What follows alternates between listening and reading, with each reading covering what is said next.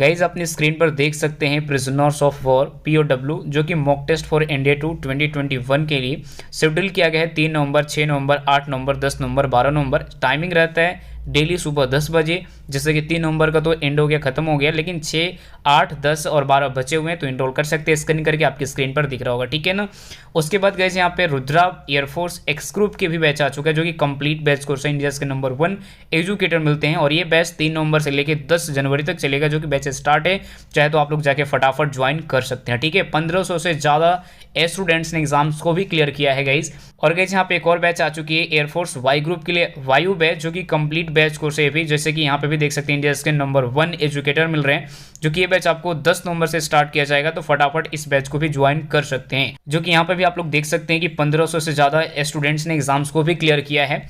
और गाइस देखो, आपको लेना कैसे, ध्यान रखना है कि एनडीए का सब्सक्रिप्शन और एयरफोर्स नेवी कैटेगरी का सब्सक्रिप्शन अलग अलग है प्राइस, ठीक है ना। तो आपको एक कोड डालना होगा GZT10, 10% डिस्काउंट लेने के लिए आप कोड को अप्लाई करिए और 10% डिस्काउंट लीजिए, ठीक है ना। तो सबका अलग अलग प्राइस है, ध्यान रखिएगा। नेवी का अलग प्राइस है, एनडीए का अलग प्राइस है, इस चीज़ को ध्यान रखना, ठीक है। तो फटाफट जाइए, अपना कोड यूज़ करिए GZT10 और 10% डिस्काउंट लीजिए। ऑनलाइन अकेडमी में मेरा डेली 4 क्लासेस होती है, उसे भी ज्वाइन करिए फ्री, बिल्कुल। Thank you so much. Hello friends, कैसे हैं आप लोग? आई होप कि आप सभी लोग ठीक होंगे। तो मेरा नाम है महेश और आप देख रहे हैं हमारे यूट्यूब चैनल ज्ञान ज्योति आशीष ट्यूटोरियल। तो दोस्तों, आज हम लोग करने वाले हैं नेवी एयरफोर्स से रिलेटेड जीके के मोस्ट इंपॉर्टेंट क्वेश्चंस जो आपके एग्जाम के लिए बिल्कुल इंपॉर्टेंट होंगे, ठीक है। तो चलिए शुरू करते हैं। और यहाँ पर देखेंगे पहला क्वेश्चन आप लोगों के स्क्रीन के ऊपर ये है। पहला क्वेश्चन ये कि माइकल फिलिप्स किस खेल से संबंधित है? तो नीचे में आपको 4 ऑप्शन दिए गए। ऑप्शन ए में है cricket, option B billiards, option C शतरंज और ऑप्शन डी में है तैराकी। तो यहाँ पे इस क्वेश्चन का राइट आंसर क्या हो जाएगा? ऑप्शन नंबर डी हो जाएगा। डी में हमारे पास क्या है? तैराकी हो जाएगा इस क्वेश्चन का राइट आंसर, ठीक है।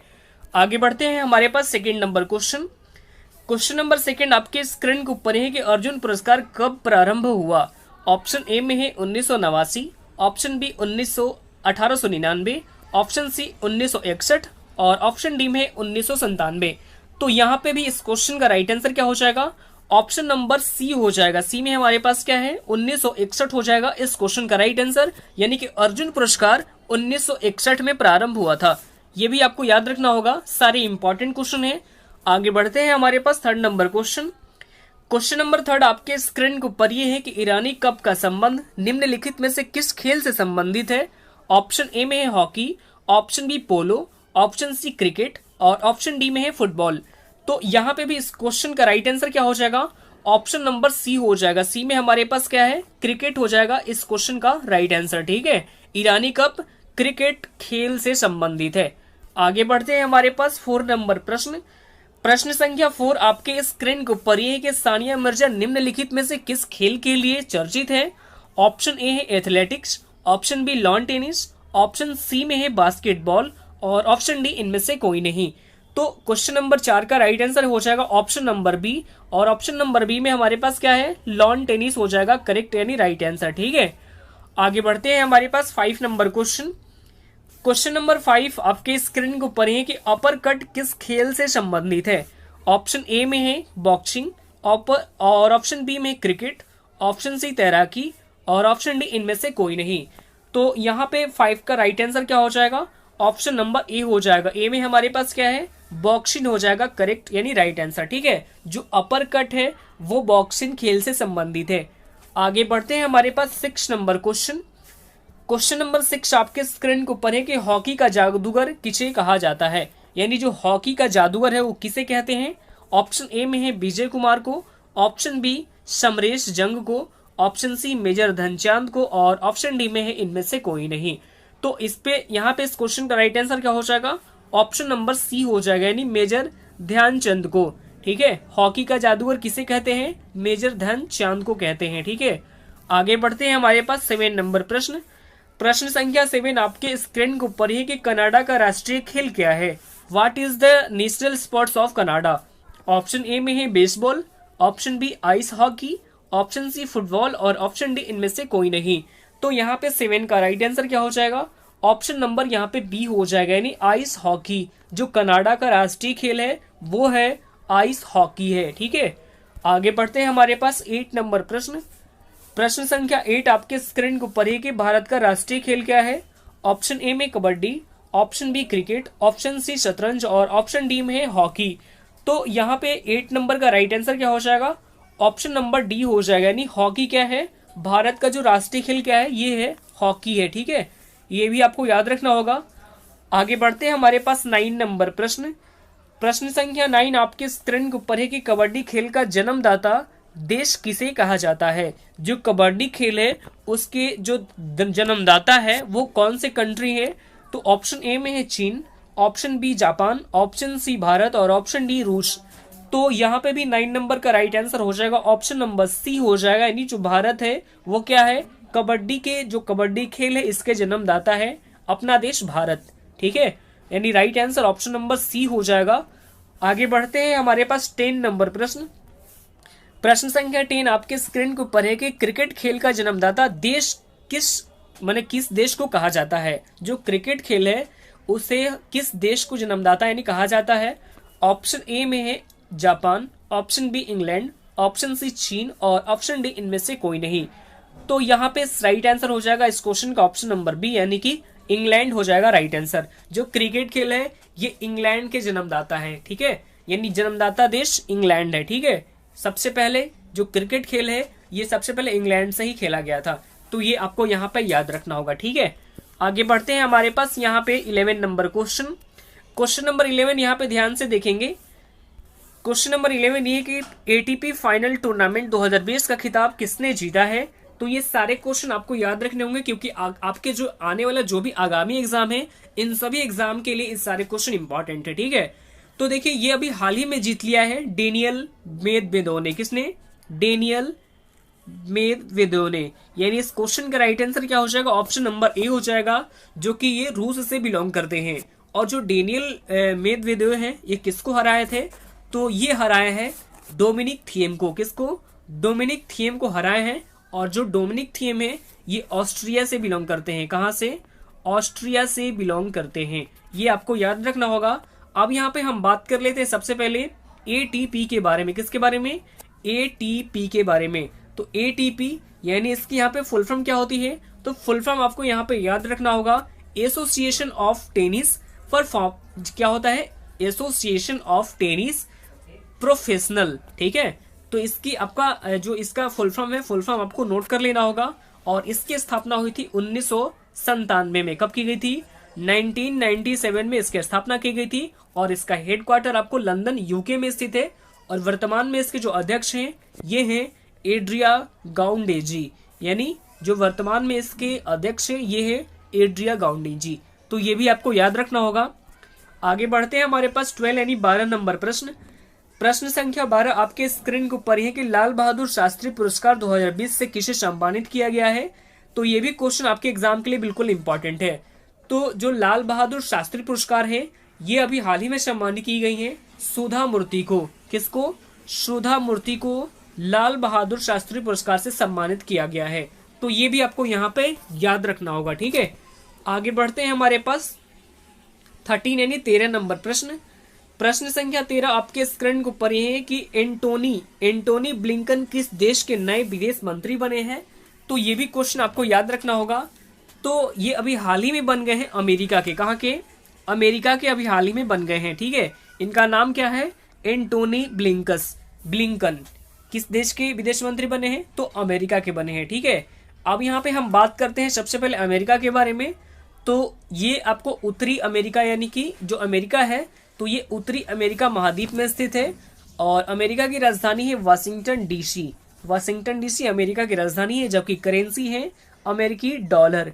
ठीक है, ये भी आपको याद रखना होगा। और अभी राष्ट्रपति जो डोनाल्ड ट्रंप है, लेकिन जनवरी से यानी जनवरी 2021 से अब यानी अमेरिका के जो नए प्रेसिडेंट होंगे ये होंगे जो बाइडेन। कौन होंगे? जो बाइडेन होंगे।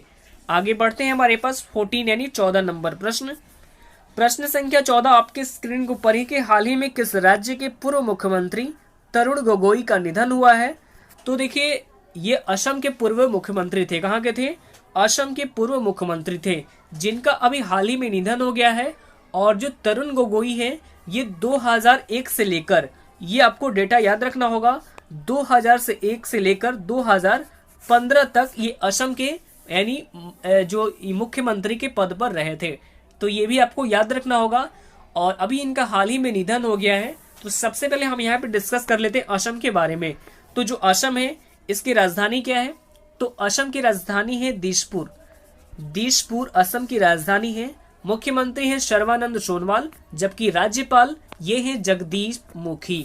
ये भी आपको याद रखना होगा असम से रिलेटेड सारे एक्स्ट्रा फैक्ट्स, ठीक है। अब आगे बढ़ते हैं हमारे पास 14 यानी 15 नंबर प्रश्न। प्रश्न संख्या 15 आपके स्क्रीन को पढ़े कि हाल ही में किस देश ने चंद्रमा के लिए अपना पहला अंतरिक्ष यान चांग-E5 लॉन्च किया है?